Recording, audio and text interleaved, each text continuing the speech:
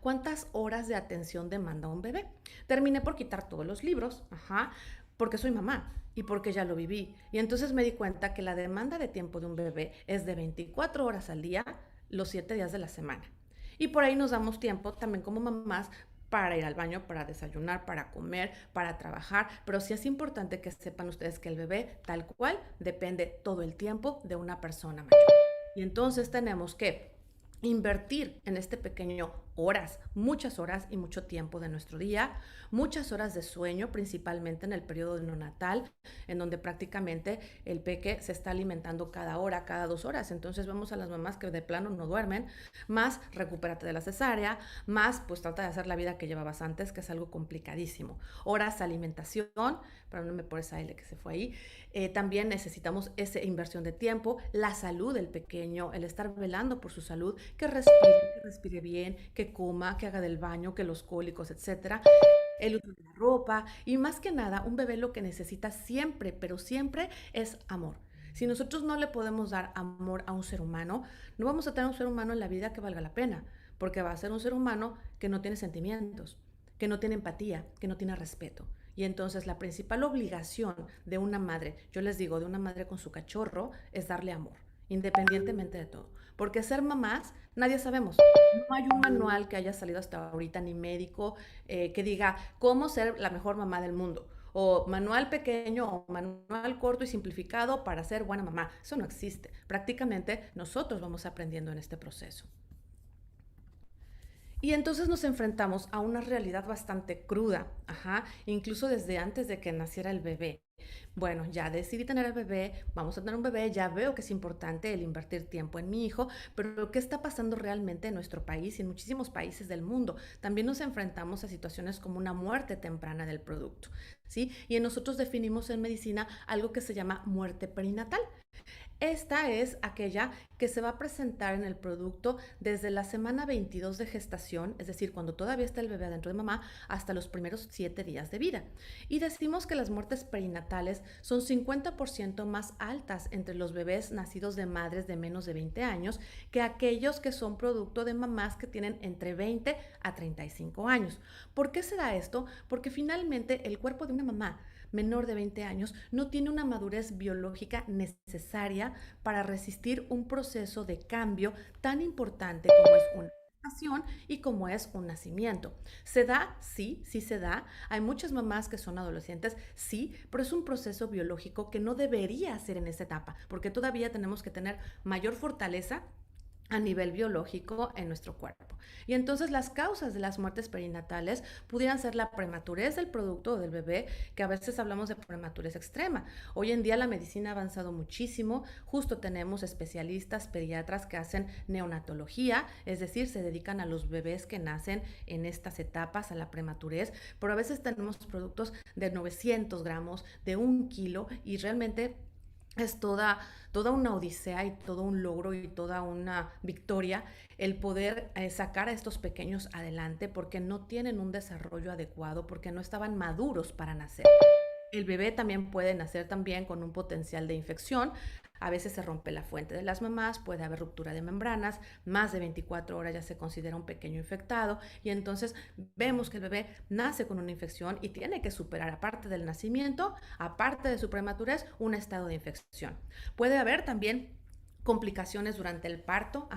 Normalmente, como mencionábamos, el trabajo de parto es algo muy duro, es algo desgastante y muchas veces el bebé puede no soportarlo por todo el tiempo que ha estado como tratando de nacer, ¿no? Entonces puede haber complicaciones en cuanto al nivel de respiración, en cuanto a la producción de algunas alteraciones físicas incluso para poder nosotros tener al bebé, a veces incluso los traumatizamos para poder hacerlo, ¿no?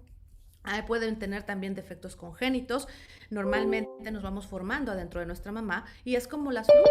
Una fruta inmadura no sabe bien, está verde. Un bebé inmaduro o un producto inmaduro puede que no haya alcanzado tampoco a formarse. También se ha visto que hay mayores efectos congénitos en chicas o en mamás adolescentes. Puede haber también trastornos de presión arterial. Es frecuente que en un embarazo de una paciente adolescente pueda haber datos de hipertensión, el parto pretérmino que habíamos comentado anteriormente y puede haber también alteraciones en la falta del funcionamiento de la placenta. Y bueno, quiero dividir esta segunda parte de esta charla en tres épocas, ¿no? Ya tenemos un producto, ya nació, por fin lo logró después de todo esto, y vamos a tener características en nuestro bebé antes del nacimiento, que es lo que habíamos comentado, durante el nacimiento y después del nacimiento. Entonces, antes del nacimiento, los efectos a la salud en el producto puede ser el retraso o la restricción del crecimiento intrauterino. ¿Qué significa? El bebé no crezca a la velocidad ni a la armonía a la que tenga que crecer. ¿Por qué? Porque a lo mejor la mamá es muy pequeña, la mamá psicológicamente no puede tener o no quiere tener al bebé, no lo acepta. Normalmente es una situación emocional importante que nosotros como mamás les transmitimos sí así a nuestros hijos todo el tiempo.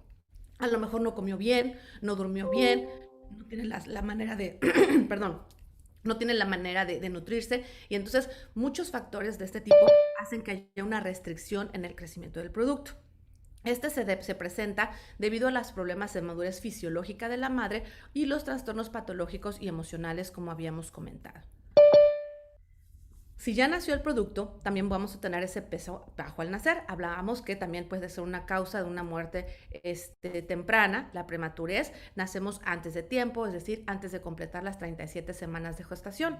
Esto nos puede traer como tal un retraso en el crecimiento, un trastorno en los pulmones. El pulmón no tiene la capacidad y la madurez de ventilar aire. Imagínense ustedes a un ser vivo que antes de nacer está en el agua, no hay aire. Depende totalmente la circulación y la alimentación y todo de la mamá. Y entonces los pulmones están colapsados, o sea, no están inflados. Una vez que nace el bebé, esos pulmones se expanden y tienen que divorciarse sí o sí de la mamá a través del corte del cordón umbilical. Y entonces, en vez de estar ya desinflados, se tienen que inflar y tienen que madurar en instantes y tienen que recibir aire. Ese cambio en la respiración del nacimiento es un cambio muy complicado a nivel médico y fisiológico. Y entonces, si yo tengo un producto o un bebé que es inmaduro, muchas veces no lo logran. Y entonces podemos tener trastornos en los pulmones muy importantes que muchas veces llegan a ser la causa de muerte de un producto. Podemos tener también alteraciones en el corazón, podemos tener alteraciones en cualquier órgano, principalmente también en el aparato digestivo. Puede haber también trastornos en los ojos como retinopatía y ceguera. Entonces observen este bebé que les quise poner en la fotografía. ¿Cuánto le dan de peso? Pues no más de 2 kilos, 1 kilo tal vez. Observen el tamaño de la persona que le está haciendo un ultrasonido, para revisarlo, y vean el tamaño de la máquina, el tamaño de las manitas del bebé y el tamaño de las manos del médico. Entonces son productos muy pequeñitos, son pacientes muy lábiles y son pacientes muy vulnerables. Otra situación que se puede dar en el nacimiento es que se ha visto que si la adolescente embarazada se encuentra por debajo de los 15 años de edad, también aumenta la probabilidad de malformaciones, como habíamos comentado. No alcanzamos a madurar todo el organismo, y esto implica todo, desde la piel, los riñones, el corazón, el pulmón, los ojos, etcétera. Y entonces muchas veces nace el bebé y tenemos que ponerlo en una incubadora, es decir, que un aparato logre o trate de imitar o trate de lograr, entre comillas, que ese bebé pueda seguir incubándose a una temperatura, a un ambiente, a una humedad lo menos agresiva posible para que el bebé pueda seguir creciendo. Pero esto, insisto, es un proceso muy doloroso, muy largo y muy traumático para el bebé. Y también para la mamá, ahorita lo vamos a ver. ¿Qué pasa entonces también durante el momento inmediato al nacimiento? Hablábamos hace rato sobre un trabajo de parto traumático, el cual va a ser muy largo y no eficiente. Vamos a tener entonces probablemente un producto o un bebé con un APGAR bajo. ¿Qué es el APGAR? Es una calificación que damos los pediatras cuando nace el bebé. Entonces nosotros le vamos a dando puntos, ¿no? Un punto o tantos puntos, o de 0 a 5 puntos, porque respiró inmediato, porque tiene buen tono al nacer, es decir, hace esto, porque no está flácido, porque, etcétera. Vamos evaluando 3 factores y nosotros evaluamos esa escala al minuto de nacimiento y a los 5 minutos. Realmente ahora están cambiando muchas cosas, se están modificando y realmente en esta época de ya tanta tecnología, pues nosotros lo que buscamos es obtener desde un inicio un producto activo o reactivo y sano. Ujú. Cuando nosotros tenemos un pequeño que nace flácido, que no puede respirar, que está traumatizado, que está prácticamente con tono muy bajo, pues el bebé necesita una reanimación diferente, necesita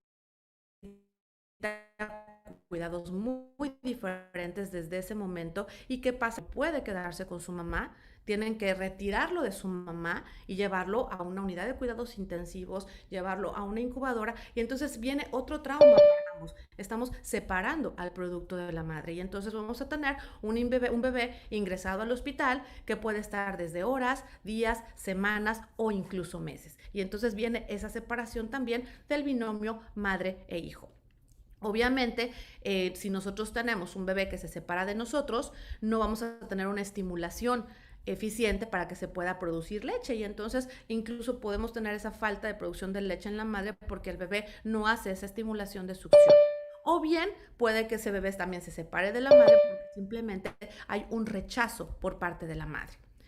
¿Qué pasa entonces ya después del nacimiento? Pues, supongamos que, bueno, ya pasó esa parte. La otra, la inmunidad es más baja, ajá, en los pequeños. Es decir, nosotros tenemos un sistema que es como nuestro protector de soldados que nos defienden de infecciones y todo. Y en los bebés prematuros o los bebés que son hijos de adolescentes vemos que la inmunidad es más baja. Y entonces tenemos chiquitos que se enferman más seguido, que se enferman más, que se enferman de una manera más intensa. Y todo ese trabajo, ¿quién lo va a llevar cargando? Pues la mamá, porque es la mamá la que lo tiene que llevar al doctor, las medicinas, la consulta, desvelarse más, cuidarlo más, etcétera. E incluso se ha reportado tristemente que todavía tenemos un alto índice de muertes durante el primer año de nacimiento en estos pequeñitos.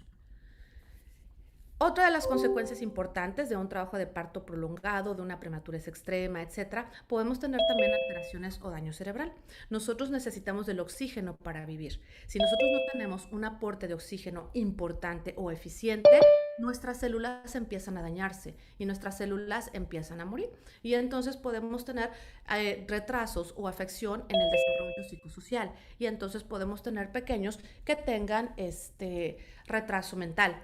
Y viene otra situación importante. Vamos a tener un producto que no se va a valer por sí mismo. A lo mejor va a tardar más en hablar, en comer, en sostenerse, si es que llega a hacerlo, y dependiendo de la gravedad del flujo de oxígeno que no haya llegado al cerebro del pequeño. Y entonces vamos a ver esos pequeñitos tristemente que no tienen la capacidad de jugar, que andan en una silla de ruedas, que tienen que ir a terapias, que tienen que ir a terapia de lenguaje, al gimnasio, etcétera. Y entonces el tiempo que podemos invertir en un niño sano, invertimos doble tiempo en un pequeño que desafortunadamente no está sano. Y toda esta situación es pesada para el pequeño, obviamente para una mamá, obviamente para el papá si es que está, ajá, y, no, y obviamente para la gente con la que vive la mamá, porque normalmente en nuestra adolescencia pues seguimos viviendo con nuestros papás, ¿no? Y entonces viene toda una alteración en el orden familiar. Y esta es otra situación que tampoco habíamos nosotros pensado. Entonces observan esta fotografía donde está un pequeñito, ajá, que tiene que tener sus terapias, sus ejercicios y su masaje, porque finalmente no tuvo ese aporte de oxígeno. En ocasiones también, ¿qué pasa con el bebé? Que pueden recibir una alimentación inadecuada, ajá, debido a la falta de cuidados maternos directos. ¿Qué puede pasar entonces con la mamá? Bueno, ya tuve a mi hijo, pues ahí está, ¿no? Ahí que esté bien, yo ya me voy a la escuela. Ajá. Yo tengo examen y yo tengo que estudiar y ya me cansé. O bueno, pues soy joven, mamá, soy joven. Entonces soy mamá, pero pues déjame ir a la fiesta, ¿no? Y déjame ir con mis amigos otro ratito, ¿no? Y pues ahí te encargo el hijo, ¿no? Y entonces, ¿qué pasa? Que viene un desinterés importante. Y el bebé, pues así como que, pues, ¿qué abro el refri o qué hago? O sea, pues es un pequeñito, pues no, más no puede, ¿no? Y entonces viene esa falta de alimentación adecuada. O bien la mamá puede estar deprimida y dice, pues no quiero, no puedo, no soy, no debo, no estoy. Y entonces viene lo opuesto, una indiferencia total. Y entonces estas tres cosas logran que no haya una alimentación adecuada. Si no hay una alimentación adecuada, pues no hay un crecimiento adecuado, no hay un desarrollo adecuado. Y entonces vamos a tener a un pequeño desnutrido, con falta en el crecimiento, que va a tener mucha exposición a enfermedades porque su sistema inmunológico no va a trabajar y porque no tiene la capacidad de hacerlo, no tiene reservas nutricionales y si en algún momento crece por obra y gracia de Dios, pues va a tener un bajo rendimiento académico. Y entonces vamos a tener vamos a jalar toda una consecuencia de por vida a un producto porque pues no supimos darle de comer, porque o no quise, o no pude, o me deprimí. Y entonces tenemos esa desnutrición. ¿Por qué les digo todo esto, chicos? Porque todo en esta vida lleva un orden natural. No estoy hablando solamente de seres humanos. Estamos hablando de todos los seres vivos. En la naturaleza, una mamá siempre da la vida por su hijo, por instinto. Una mamá siempre le dedica tiempo a su hijo y una mamá cuida a su hijo al extremo de no vivir lo que a lo mejor ella vivió. Y entonces esto no es un invento de la doctora, ni es un invento de la maestra, ni es un invento cultural. Esto es un orden natural. Esto sucede en toda la naturaleza, desde los que nacen en huevo, que son por ejemplo las aves, que también cuidan las águilas o las aves a sus pequeñitos, como los mamíferos, ¿no? Y entonces vemos que el bebé siempre depende de su madre. ¿Cuánto? Todo, totalmente, todo el tiempo, para todo, en cuanto a alimentación, ajá, en cuanto a cobijo, en cuanto a guardarlos en la bolsita, taparlos, apapacharlos, etcétera. ¿Por qué? Porque es nuestra obligación como mamás enseñarnos a sobrevivir a los hijos. Entonces, una obligación de una mamá a nivel biológico y en un orden natural, sea cual sea, ovíparo, mamífero, etcétera, tiene que enseñar a sobrevivir a su hijo. Y para enseñar a sobrevivir al cachorro, pues se requiere de una inversión de tiempo importante. Y entonces vienen más dificultades para el pobre pequeño, ¿no? Podemos tener a lo mejor una mamá pues que cayó en el alcohol o a lo mejor en las drogas y pues obviamente va a haber como más desinterés, ¿no? Podemos tener una mamá que tenga una falta de madurez, tanto social como económica, como biológica. Podemos tener a lo mejor también esa falta de apoyo familiar. Me embaracé, me salí de la casa, me fui con mi galán, estoy solita, solita, o sea, entonces no tengo ni quien me ayude a nada. O bien puede suceder lo opuesto, podemos tener apoyo familiar en exceso y eso hace que a mí me quite una responsabilidad.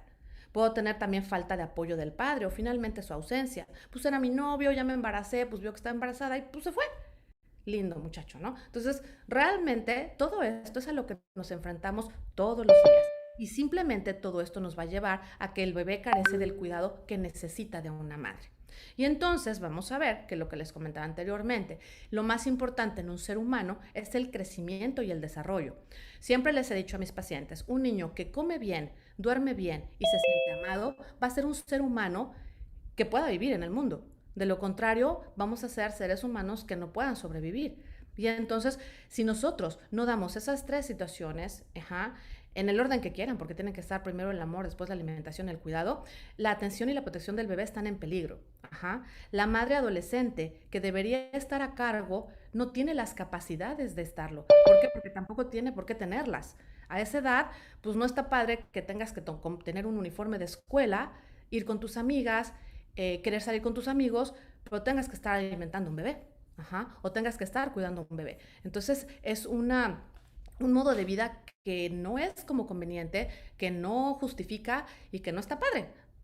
Es importante recordar que ustedes como adolescentes, como gente joven, también están todavía en una etapa de formación.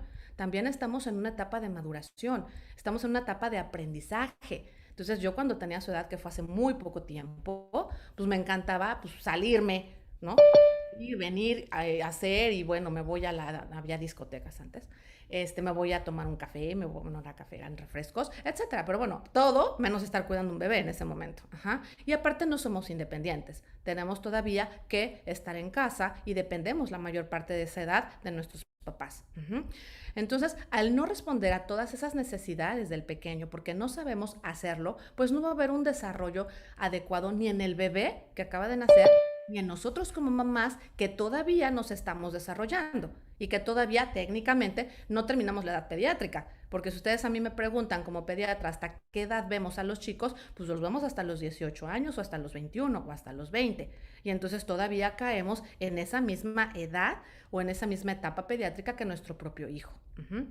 En cuanto al desarrollo, como comentábamos anteriormente, lo primero que se afecta es el apego, que es el vínculo fundamental para la seguridad y la futura autoestima de un ser humano. Un bebé que nace rechazado, vive rechazado, se va a sentir rechazado todo el tiempo. Ustedes, con el hecho de que hagan esto, con el hecho de que lo vean feo, con el hecho de que no le sonrían cuando lo miren, el hecho de que no lo mimen y no lo apapachen, va a hacer de ese ser humano un ser humano inmaduro, inseguro y probablemente violento. Y entonces todo lo que estamos viviendo en esta época de violencia, pues viene desde ahí. Viene desde que no damos amor a los cachorritos humanos cuando nacen. Otra cuestión del desarrollo, vemos que el apego no se desarrolla cuando la madre está al mismo tiempo necesitando atención, cuidados, relaciones especiales, protección y seguridad, porque finalmente, como comentábamos, seguimos siendo unos niños. Necesitamos pues, que nos pongan el lunch, que nos vayamos a la escuela, que nos conectemos, que tengamos exámenes, invertir horas de estudio, etcétera. Y bueno, finalmente la pareja también es de la misma edad. Normalmente, pues cuando tenemos una pareja, pues es más o menos de nuestra edad y ambos somos adolescentes. ¿Y qué pasa con nuestra familia? No, aquí viene otra cuestión bien padre que me encuentro muy seguido en la consulta. Ajá. La conformación de sistemas familiares de 3 generaciones. Entonces ya no estamos hablando de mamá e hijo, estamos hablando de la abuelita, la mamá y el hijo. Y entonces todas convivimos en el mismo techo. Ujú. A lo mejor está el papá viviendo, pues padre, ¿no? No está, pues bueno, también. Pero a lo mejor yo como hija, mamá adolescente, está mi mamá, está mi papá, o estoy sola con mi mamá y estoy con mi hijo. Entonces tenemos a 3 generaciones que van a estar viviendo en el mismo techo. Y eso no es tampoco tan divertido, ya que la abuela y la madre comparten la crianza de tal modo que desautorizan, contradicen, confunden los roles. Ajá. Y esto también genera en el niño mucha angustia e inseguridad. ¿Por qué? Porque normalmente nosotros como mamás adultos, si vemos que nuestra hija está embarazada y tiene un producto, obviamente no queremos ver sufrir a nuestra hija, que es nuestra hija. Pero pues también ya hay otro que viene atrás, ¿no? Que bueno, adelante, que es el bebé. Y entonces nos convertimos en protectoras de las 2 generaciones. Ajá. Y esa protección o sobreprotección hace que uno haya una sobreprotección en el producto o una indiferencia hasta por parte de las dos. La otra, que haya una confusión en los roles, porque las dos mandan, las dos enseñan, las dos conocen. Y entonces cuando el niño crece, a todo el mundo le dice mamá. Ajá. O hay incluso pequeños que saben que su mamá es la abuelita. Ajá. O hay pequeños que saben que su mamá es la abuelita, la tía y la prima. O hay pequeños que mejor dicen, mejor yo no sé nada, ¿no? Y entonces todo esto provoca como una serie de desinformación y de inseguridad, porque el pequeño no está jugando un rol natural. No sabe que tiene una mamá y un papá. Tiene a lo mejor muchas mamás, ajá, un papá o muchos papás. Y bueno, es un lío, ¿no? A ustedes ahí súmenle como quieran. Ujú. Esto que comentábamos anteriormente también es importante. Ajá. No siempre hay un papá. A veces nosotros tenemos a nuestro novio que lo quisimos un chorro, le dimos la vida, nos enamoramos, nos embarazamos, tenemos un bebé y puf, se fue. Adiós. Entonces no sabemos si estábamos enamorados o nomás nos gustábamos y nos gustaba estar juntitos y sudar juntos, ¿no? Pero el problema es que ya no hay y ya no está y está un bebé. Y el bebé entonces así como que mamá, papá, como que no hay. O a lo mejor está, pero pues tampoco participa igual. Entonces la figura de la madre también se va debilitando, ajá, y va quedando todo el mundo al margen del niño y de la niña, y entonces el bebé se puede quedar hasta sin mamá y sin papá. Ujú. ¿Qué va a pasar cuando el rol social en la casa se altera de este modo? De este modo? Si el concepto de autoridad se confunde, para el niño es difícil respetar reglas, porque es muy difícil respetar a una mamá que no es mamá, ajá, o a la abuelita que no es mi mamá, pero es mi abuelita. Y entonces el niño, pues haz lo que quiera. Y entonces no hay límites y no hay reglas. Los hijos de adolescentes también enfrentan un alto riesgo de padecer maltrato físico y psicológico. Son niños que desafortunadamente a todo el mundo le estorban, porque pues no hay tiempo, no hay manera. A veces la abuelita en vez de sobreproteger puede decir, pues no es mi hijo, es tuyo. Ajá, tú edúcalo. Y entonces la mamá dice, pues sí, pero pues yo no, bueno, era mi intención, mejor pues ayúdame. Y entonces vamos desplazando a otro ser humano. Y cuando ese ser humano crezca, pues nomás no va a ser capaz ni de conseguir un trabajo, ni de trabajar, ni de aguantar una frustración, es más, ni de convivir con alguien.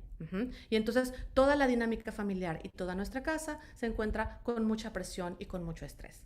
Y esto no hablo de algo irreal, hablamos de una realidad, hablamos también de un futuro cercano, qué va a pasar cuando este pequeñito pues crezca y vaya a la escuela, a lo mejor va a tener un acceso limitado a las oportunidades y a la educación, porque viene desnutrido, malnutrido, sin valores, sin reglas, sin autoridad, sin autoestima. Y hay alta probabilidad de que los hijos de adolescentes también tengan hijos a muy temprana edad, que también se da. A veces tenemos, bueno, mejor no platico intimidades, pero cuando yo tuve a mi hijo, que lo tuve bastante grande, bueno, no tanto, ya se enteró todo el país, mi compañera de cuarto era una chica adolescente, ajá, y la mamá de la chica que había tenido su bebé era de mi edad. Y entonces dije, bueno, realmente también puede ser que por generaciones repitamos esto. Entonces es algo como complicado y frustrante, ¿no? Les doy también mi experiencia de vida porque pues también es mi vida y también soy mamá. Y entonces vamos a concluir algo importante, chicos. La adolescente no está preparada ni física ni mentalmente para tener un bebé y asumir la responsabilidad de una maternidad. Realmente la maternidad pues es el trabajo más cansado, más intenso y más serio de nuestra vida. Yo como médico estudié pues mi escuela normal, medicina, pediatría, dermatología, etcétera, y aún así siento que no sé ser mamá. Y entonces es importante el aprender todos los días porque tenemos la responsabilidad de criar y crear seres humanos que valgan la pena. Y recuerden también que la maternidad es toda nuestra vida. Es hasta el día que te mueras, no hasta que tú quieras. Porque después vas a tener un hijo adolescente que ni tú vas a aguantar. Y que si no tienes la capacidad de haberlo creado desde la infancia, pues se va a ir encima de ti y te va a sacar los ojos. Entonces, pues es todo un rol, ¿no? No es justo tampoco que un adolescente adquiera la responsabilidad de criar a un hijo, porque también estamos creciendo. Y tampoco es justo para un bebé. Ajá. Por lo que yo sugiero, ajá, de manera importante como médico y como mamá, que no nos embaracemos, que disfruten su sexualidad, que se informen y que vivan realmente la vida que se merecen vivir. Y al final quiero terminar esta pequeña charla, la verdad es que ya no sé ni cuánto tiempo me tardé, es contestándose ustedes, cada uno en su casa, en Tiene su área, tiempo, doctora. una pregunta importante. Muchas gracias. Contéstese cada una solitas, de acuerdo a su dinámica familiar, de acuerdo a lo que viven todos los días en casa, de acuerdo a lo que tienen que luchar en este momento para poder salir. Un hijo es realmente en este momento el fruto de la combinación de lo que ustedes quieren para toda su vida. Es decir, en este momento mi máximo interés en la vida, sobre todas las cosas, es tener un hijo. Contéstenselo ustedes. Si su respuesta es sí, suerte, mucha suerte, demasiada suerte. Si su respuesta es no, trabajen en eso. Tienen mucho que hacer, tienen mucho que vivir, quieren vivir una sexualidad, quieren tener un novio, no pasa nada. Pero no se arriesguen y no lo arriesguen. Porque entonces entramos a otra vertiente, que no sé si algún día me inviten, de un embarazo no deseado. Y todo el oscuro mundo del tratar de no tener un bebé, en donde también la mamá pues, puede tener el riesgo de morir. Entonces, no estamos hablando de utopías, ni de cuentos de terror, ni de la telenovela. Estamos hablando de la vida a la que nos enfrentamos todos los días. Uh-huh. Y bueno, como experiencia personal, yo les digo, yo tuve a mi bebé ya más grande, pero creo que disfruté. Disfruté porque fui a la escuela, tuve novios, me rompieron el corazón muchas veces, volví a tener novios, que no me escuchan por ahí. Y al final, pues quise hacer una familia. Y al final todavía digo, ¡ah! Se está duro, esto está muy duro. ¿Por qué? Porque yo tengo que crear un ser humano que valga la pena y que sobreviva sin mí cuando yo me vaya.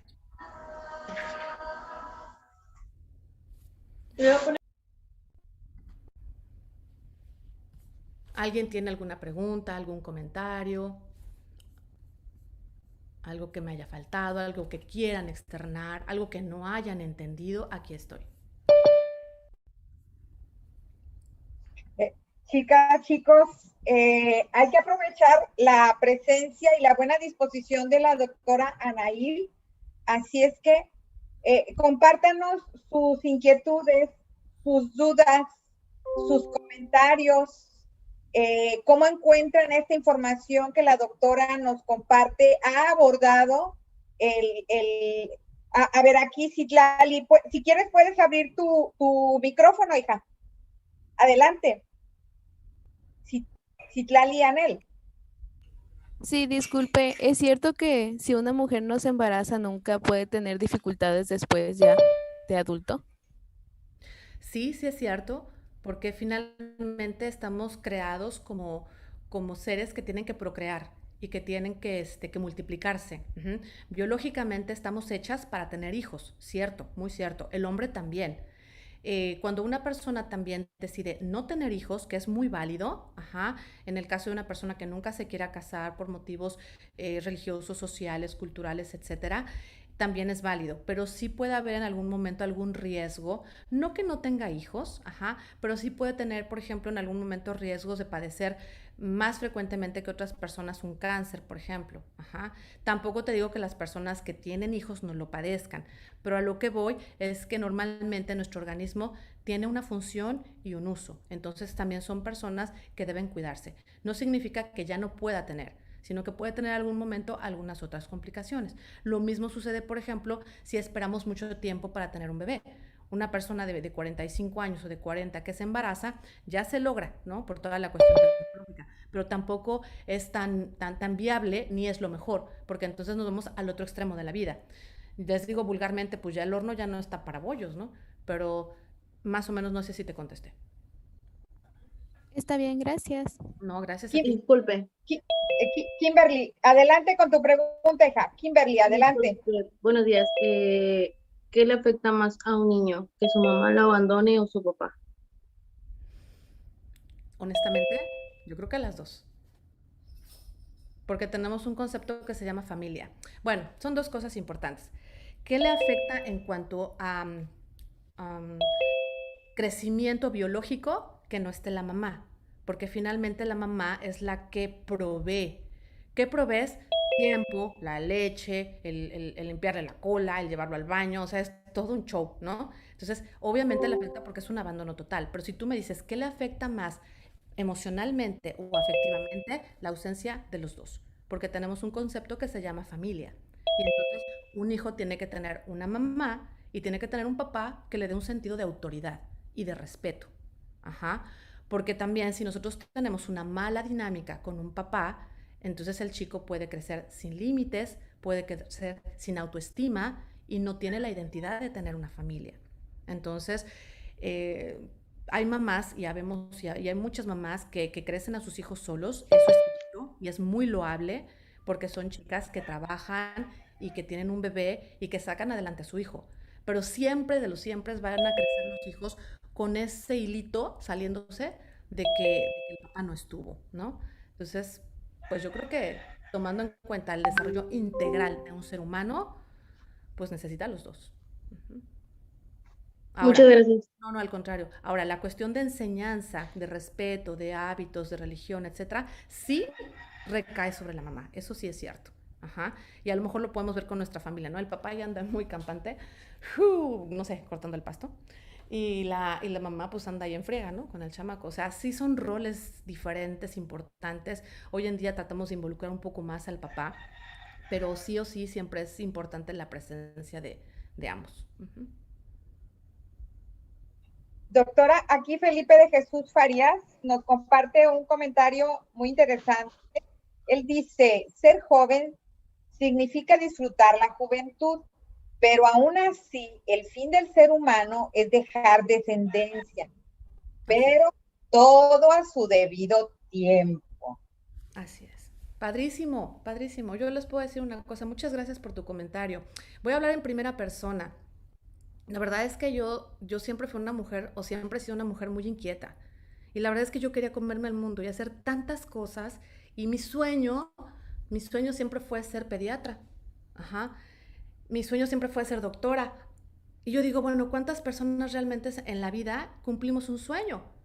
De chiquitos queremos ser bomberos, policías, doctores, maestros. ¿Cuántos realmente hacemos lo que queremos? Entonces, si tú te enfocas en tu vida lo que tú quieras, lo vas a lograr, pero disfrutando tus etapas. Y ahora que tengo 15, 16, pues me pongo la minifalda, tengo el cuerpo bonito, me pongo mi maquillaje, me cuido, me cuidan, me voy a lugares donde no tenga riesgo, le aviso a mis papás. O sea, todo eso es importante, porque yo como mujer adolescente guapa, de buen cuerpo, pues me cuido, ¿no? Para vivir esa etapa que me toca.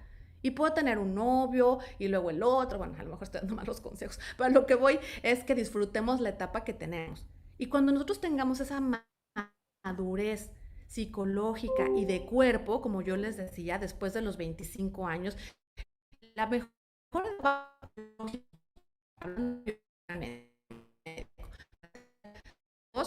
pues hasta los 35, 33 años. Ya a partir de ahí ya se cansa uno, ¿no? Pero es padrísimo ese comentario, sí es cierto. O sea, vivir a plenitud todas las etapas que tenemos, pues de eso se trata esta vida, no de venir a sufrir, ¿no? Más comentarios, Hola, chicas, hola. chicos. Sí. Ya me quedé hablando sola. Adelante. No, aquí tenemos 96 asistentes aquí dentro de la sala de Zoom y en YouTube tenemos a 123 personas. Nada más el detalle es que para ellos es un poquito más difícil la comunicación que para quienes están aquí en el interior de la sala. Sin embargo, entonces, tenemos una asistencia en total de alrededor de 230 personas. Aquí tenemos otra pregunta.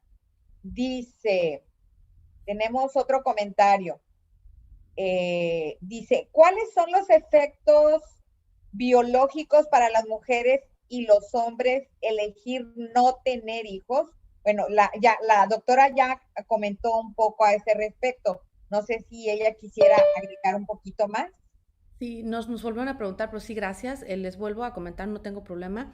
Puede haber en algún momento alguna alteración hormonal, porque finalmente cuando nosotros nos embarazamos, se ponen a trabajar, ahora sí que la maquinaria hormonal para tener un hijo, ¿no? Si esa maquinaria hormonal nunca trabaja, en algún momento puede haber alguna alteración o deficiencia que origine a lo mejor un tumorcito, un mioma, etcétera, ¿no? Pero es importante solamente pues seguirnos cuidando, porque también lo que le comentaba a su compañera hace un rato, el hecho de tener hijos tampoco nos exime de que no tengamos en algún momento un cáncer o un mioma o un tumor. Siempre también hay otra alteración hormonal, porque no siempre el embarazo como tal es también como lo mejor para el cuerpo. Hay cuerpos que incluso al mismo embarazo pues no se les da. Ajá, eso ya también es otra cuestión médica muy interesante. O sea, nunca nos hemos puesto de acuerdo si el embarazo es una enfermedad, un estado o algo, porque decimos, ¿ya te aliviaste? Pues porque estabas enfermo, ¿ok?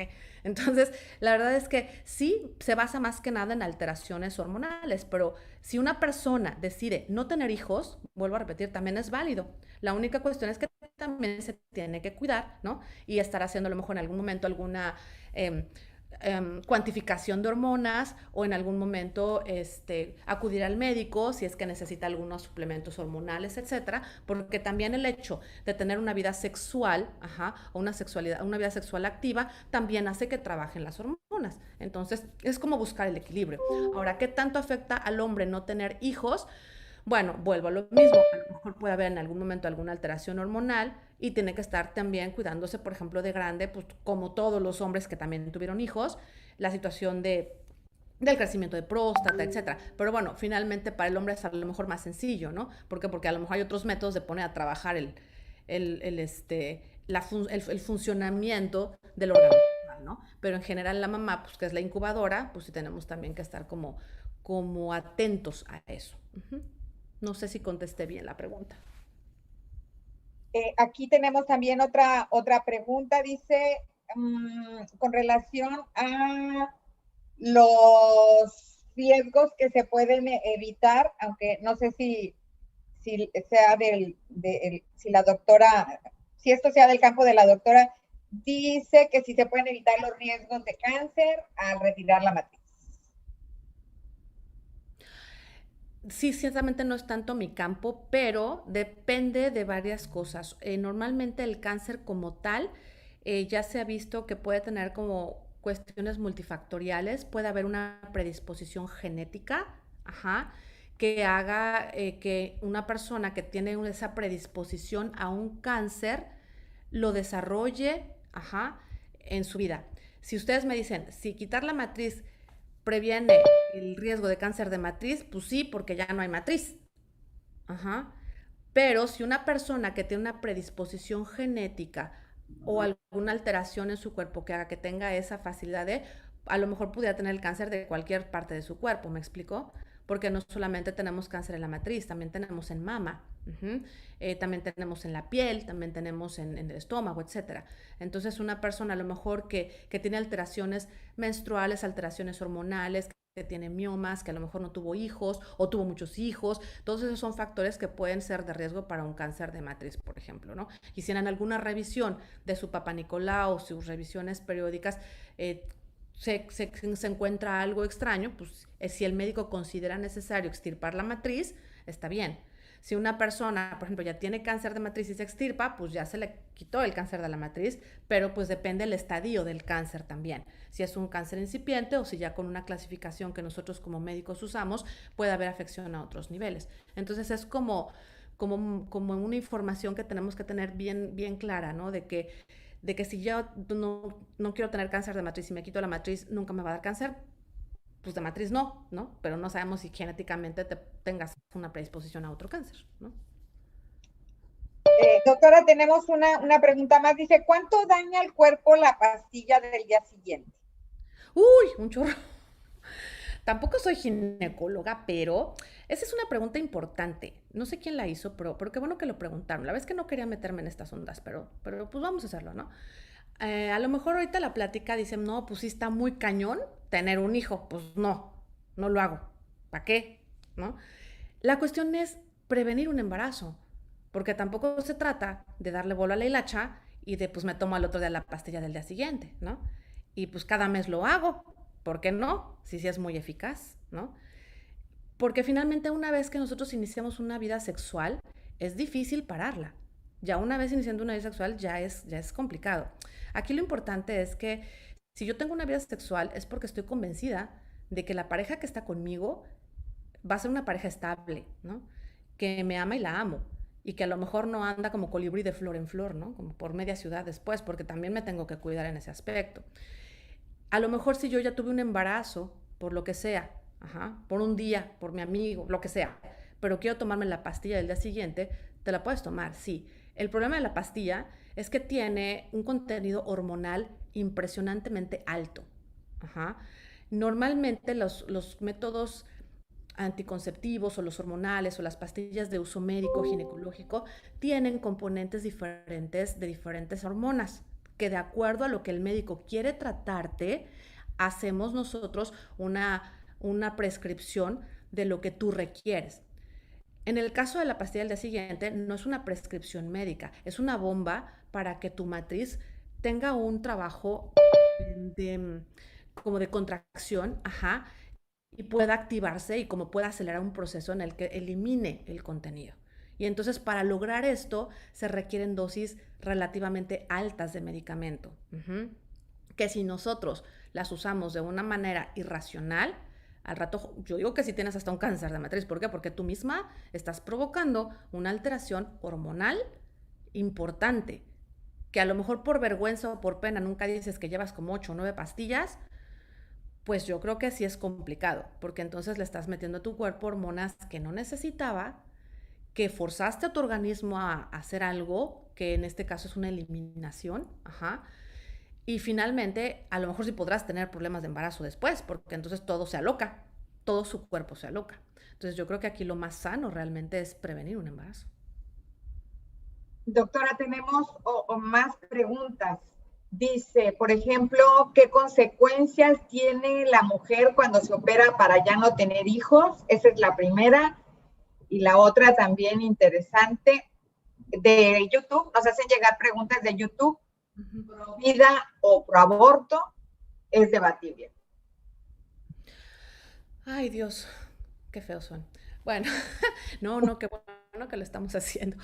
La primera, que es qué consecuencias tiene que una mujer se opere para no tener hijos, depende, porque si se opera para no tener hijos, pues hay diferentes técnicas. Puede haber un corte de las trompas de falopio. Anatómicamente lo que se hace es cortar los conductos, que comunican la fábrica de producción del óvulo a donde anida, ¿no? Que es el útero.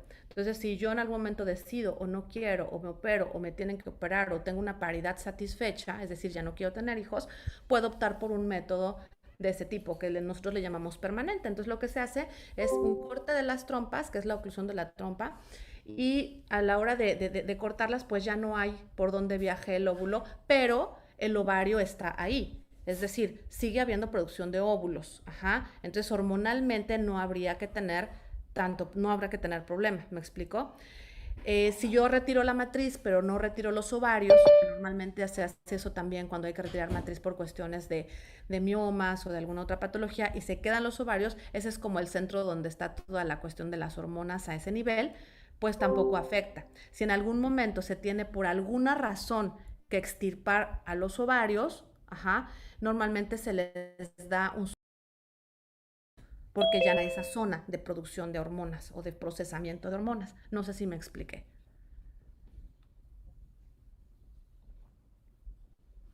Ahí están. Diego Alfonso Ramos Carranza, doctora. Después me preguntan algo de pro vida o pro ¿qué? O pro aborto. ¿Es una pregunta para mí, personal? Es un comentario de YouTube, sí, del chat de YouTube. Yo diría pro responsabilidad. Porque finalmente sí soy pro vida, porque lo más sagrado en este mundo es, como decían hace un rato, ¿no? La presencia del ser humano. Ajá. Independientemente de una situación religiosa o no, pues el ser humano es un ser viviente con inteligencia, con voluntad y con todo. Entonces, hoy en día como que nosotros jugamos a veces a ser como más supremos, ¿no? Pro aborto no, aunque lamentablemente, ciertamente, no todos los embarazos son concebidos por una situación de conciencia, ¿no? Entonces ahí entra otro debate que aún entrando a ese debate de un embarazo producido por un acto violento, es un embarazo, es un ser humano y muchos grandes personajes en la historia de la vida han sido producto de embarazos no deseados. Ya se entra a lo mejor en una situación un poco álgida para muchas personas o no, pero yo lo definiría en este momento como nosotros adolescentes responsables, formados, con alcance a tanta tecnología, con alcance a tanta información, yo lo definiría como pro-responsabilidad. O sea, responsabilízate de ti, de tus sentimientos, de tu seguridad, de tu cuerpo. O sea, minimizar riesgos, ¿no? De un embarazo no deseado. ¿Cómo vas a minimizar? Pues a lo mejor, no sé, avisando dónde estás, no saliendo, no teniendo relaciones ocasionales con amigos, no desbocándote a media calle a las 3 de la mañana. O sea, son tantas cosas que realmente sería padrísimo abordar y que sería a lo mejor un tema álgido, pero yo lo diría como pro-responsabilidad. Yo creo que aquí lo más importante es reducir riesgos. Reducir riesgos. Si yo tengo 100,000 embarazos en adolescentes, a lo mejor puedo evitar 90,000, ¿no? O el 90%. Y ya el 10, pues ya lo vamos viendo poco a poquito, ¿no? Pero a lo mejor en casos individualizados, pero sí es pro responsabilidad. Y yo creo que lo que nos toca en este momento, tanto como formadores, como padres, como médicos, como ustedes que están conectados, gracias, de verdad, es esa pro responsabilidad. Tenemos aquí un comentario, dice, más bien es pregunta. Caray, ya se me movió aquí. Dice, ¿en qué edad es recomendable colocarse el implante en caso de mujeres? Ok, yo lo que sugiero es que lo traten directamente con su ginecólogo o con un médico que esté certificado. ¿Por qué? Yo les puedo hablar como médico. ¿En qué edad es conveniente? Yo le puedo decir en la edad en la que no quieran tener hijos, pero que hayan tenido ya una situación establecida, a lo mejor una paridad satisfecha, a lo mejor una edad en la que si no estoy casada, pues también tengo que tener la autorización de mis padres. Si no quiero tener la autorización de mis padres, yo creo que lo mejor es acercarse a un médico, ajá, a un ginecólogo, para que él vea mi situación, para que vea si me conviene y para que mi cuerpo no lo resienta en un futuro, ¿no? O para que mi cuerpo lo acepte y sea un método anticonceptivo que me beneficie. Anaí González, doctora, pregunta que cuáles son las etapas de crecimiento de un feto. Bueno, nos vamos a poner a dar clases aquí de embriología. Normalmente, las etapas, feto se llama ya cuando son como formados, ¿no? Tenemos una etapa de mórula, una etapa de embrionaria y una etapa de crecimiento fetal. La primera es como una multiplicación u organización de material genético, en donde nosotros podemos tener, en cuanto a la evolución, una serie como de capas germinativas en donde van a salir de ahí algunas células madre y de ahí se derivan todos los tejidos. Tenemos la etapa embrionaria, que es toda esa formación de órganos y sistemas, cuando se forma la piel, el corazón, etcétera. Y tenemos una etapa fetal, en donde tenemos una etapa de crecimiento acelerado, que es como agrandar al bebé. Te lo digo en 2 minutos porque, bueno, sé que hay más personas también. Si quieres aprender un poquito más sobre el desarrollo de un ser humano, hay libros de embriología muy bonitos, que son los que usamos a veces en la prepa, o bien buscar en el internet las imágenes, que ahorita hay imágenes padrísimas que yo en mi época no conocí, que son en tiempo real y que son reales, y con eso te vas a maravillar, así, maravillar de lo que significa concebir un bebé. Yo por eso estudié medicina. Gracias, doctora. Dice aquí, es una pregunta de YouTube. Dice, si una mujer aborta varias veces y después tiene un bebé, ¿puede tener algún problema el bebé? Si una mujer aborta varias veces y después tiene un bebé y puede tener problema el bebé, híjole, pues yo creo que ha sucedido muchas veces. Yo creo que si el bebé ya está ahí y nació, pues no creo que tenga problemas. Yo creo que la que tuvo muchos problemas fue la mamá. Y ya no estoy yo segura qué tanto le va a brindar a ese bebé con tanta pérdida de productos anteriores, ¿no? Habría que saber si realmente la mamá está capacitada para amar al que ya tiene, o por si alguna razón tuvo varios abortos antes y ahora orgánicamente, pues no, si ya está el bebé ahí. Y qué bueno que se dio, pero sí habría ahí que la mamá considerar mucho la cuestión afectiva que va a tener ahora con este producto. Porque también eso, el aborto en la mujer ocasiona emocionalmente una cicatriz muy importante. Es una situación de ausencia, de vacío. Psicológicamente sí afecta realmente el tener un aborto, porque te conviertes en ese momento en un justiciero, ¿no? Por mano propia. Y a veces sí se ha visto que efectivamente las mamás que han tenido abortos repetitivos tienen cierto problema con la cuestión afectiva, ¿eh? Orgánica, pues no, mientras vaya creciendo el bebé, pero pues el bebé sí necesita de esa gasolina de amor para poder tener un desarrollo biológico eficiente y un desarrollo mental y demás, ¿no? Doctora, pues muy interesantísima su charla, interesantísima, Versión con, recordada. con mucha información muy valiosa para nuestras chicas y chicos. Debo decirle que nosotros trabajamos y todas estas muchachas y muchachos estudian en el subsistema de educación medio superior, no solamente más grande de la República Mexicana, sino de toda Latinoamérica. La de GETI atiende a planteles conocidos como CETIS, CEBETIS y CECITES, que están distribuidos en todo el territorio mexicano. Y la matrícula que atendemos son del orden de los cientos de miles, si no es que más. De ahí, pues, la trascendencia que tiene una charla como la que nos acaba de brindar, porque aparte lo que hemos estado observando en el transcurso de la semana es que al quedar alojadas las conferencias, los talleres en la página de CENAD, CENAD es el Centro Nacional de Actualización Docente, en el transcurso de los días se están acumulando miles de visualizaciones, ya en esos números andan las charlas anteriores. Yo estoy segura que esta muy probablemente bata récord de todas las que hemos tenido en la semana por las características del tema que abordó, porque el tema ha estado obviamente centrado en las jovencitas, en hacerles conciencia desde los aspectos ginecológicos, sociales, psicológicos, pero esta charla ha avanzado. A ver, tenemos un problema aquí con Tenemos un hacker. Sí. Vamos a pedirle a nuestro apoyo de CENAD que nos apoye. Pero aquí usted nos está permitiendo ver un ángulo de esta situación, creo que poco atendido, que es qué pasa con esta nueva vida que está llegando al mundo y que al nacer, decía yo en pláticas anteriores, cuando me refería a lo que íbamos a esperar en esta charla, en esta conferencia, que imagináramos que el bebito está llegando al mundo y que voltea y ve a una niña, voltea y la ve y dice, ¿eres mi mamá? O sea, está preparado. O sea, el niño yo creo que se hace preocupar y decir, ¿es en serio? ¿Eres mi mamá?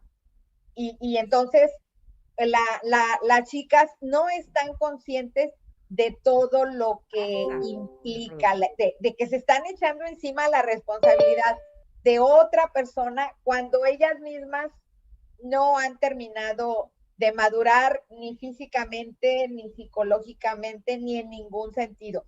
La doctora se ha explayado suficientemente en cuanto a la importancia que tiene vivir la adolescencia, vivir plenamente, disfrutarla para que cuando ya pasen a otras etapas de la vida, no estén añorando cosas que no vivieron en su momento, porque el tiempo es implacable, el reloj no mete reversa, el reloj sigue avanzando, así que como la doctora nos lo dijo en distintos momentos de su charla, hay que vivir las cosas en su momento, a su tiempo, porque vida solamente tenemos una.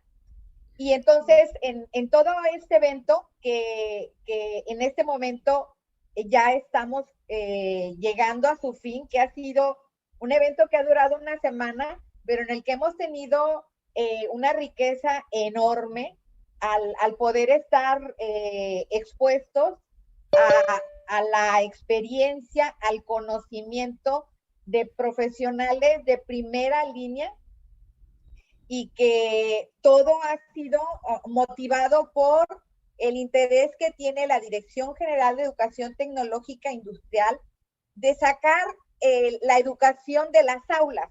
Esta pandemia ciertamente ha traído muchas cosas muy negativas, pero no podemos dejar de considerar aspectos positivos, como son estos escenarios de enseñanza-aprendizaje. Aquí estamos sacando la educación de las paredes de las escuelas. Las escuelas ya no tienen paredes. Y ahorita usted se encuentra ubicada geográficamente. ¿Dónde está, doctora? ¿Quiere que le sea sincera? Ajá. Estoy fuera de México. Ciudad de México. ¿Fuera de México? Fuera de México.